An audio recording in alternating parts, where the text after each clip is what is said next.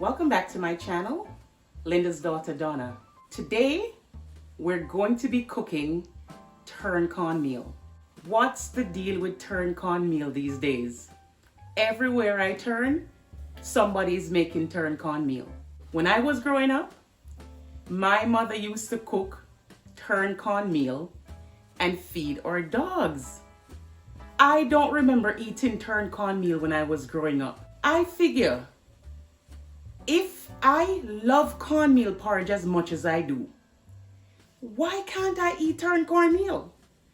It's actually just cornmeal cooked in a similar fashion without those sweet spices, but just a bunch of other seasonings like your Scotch bonnet pepper, your onions, your scallion, maybe put some carrots and some pumpkin, and some people even put gungo peas in it.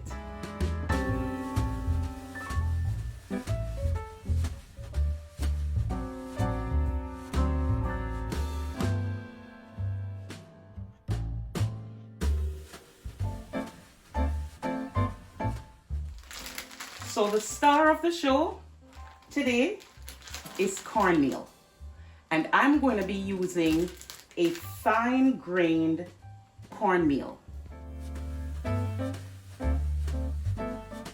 So while I was looking up this dish to see, the different variations that folks make, one of the things I saw was that some people soak the cornmeal beforehand for a few hours if you can, because that will allow you to cook it quicker. This morning I got up and I decided to soak my cornmeal in some coconut milk.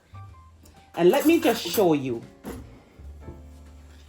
See the cornmeal? It's in there and it's been soaking for a while. But before I put this in the pot, I'm going to pre-cook my green or gungo peas. I'm going to pre-cook my gungo peas. You guys probably call it pigeon peas. So that's what I'm going to do right now. I have a pot of water already boiling, and I have 1 cup of gungo peas. Let me get my wooden spoon. So I'm just going to cook these for about 10 minutes. Because I want to make sure that they're nice and tender when they go into the dish. I've just added a half a stick of butter, which is about 2 ounces of butter, in a pot that's already hot. And to that, I'm going to start adding my fresh seasonings. So I have here about 1.5 chopped scallions. I'm going to put half of that in. Next, I'm going to add this. This is a large yellow onion, chopped roughly. And I'm going to saute that a bit in the butter. Now, I'm also going to use, I don't have fresh thyme, so I'm going to be using just about a teaspoon of dried thyme. The idea is to get this very seasoned. And next, I'm going to be adding powdered garlic, all-purpose seasoning, and salt. And I'm going to be adding a half of a chopped habanero pepper. This is going to be spicy. And I'm just going to cook these until they become a little translucent, and then that all the flavors can just get melded together. I have my stove turned up at medium heat. Next, I'm going to add mini sweet bell peppers, and I have 1 small carrot, again rough chopped. Remember, I had my pigeon peas. I just boiled these for about 10 minutes. I'm going to add those in. Now I'm going to add, and I'm not adding all of this. This is just about a cup that I'm adding, because chances are I may be the only one eating this, but we'll see. Maybe it'll entice the rest of the family once they start smelling the goodness.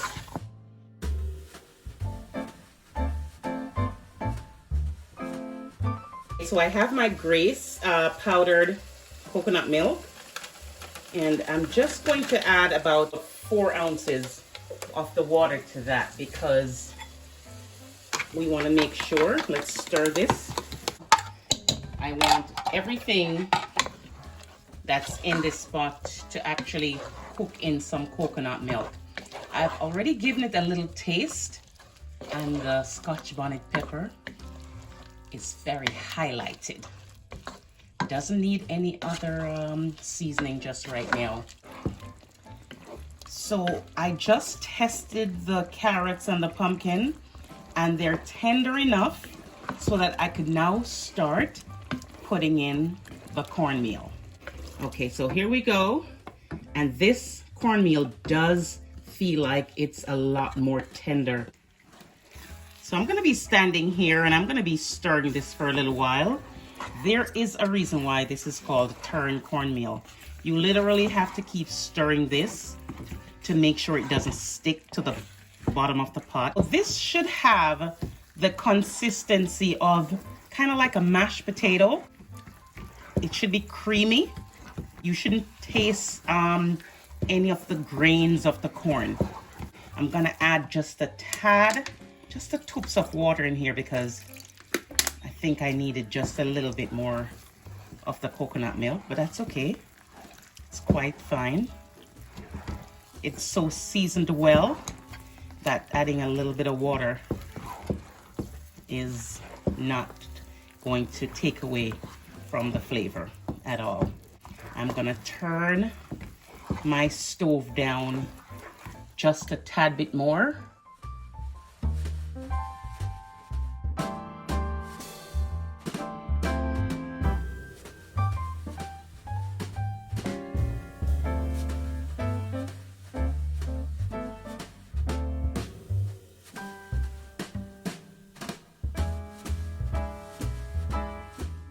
Okay, so this is the last bit of stirring. This is very ready to be plated.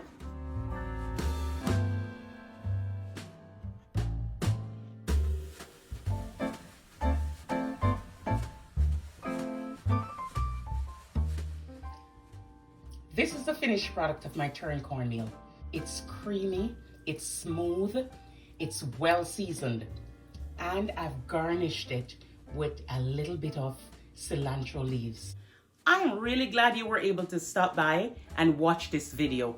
I really wanted to make turned cornmeal for a long time.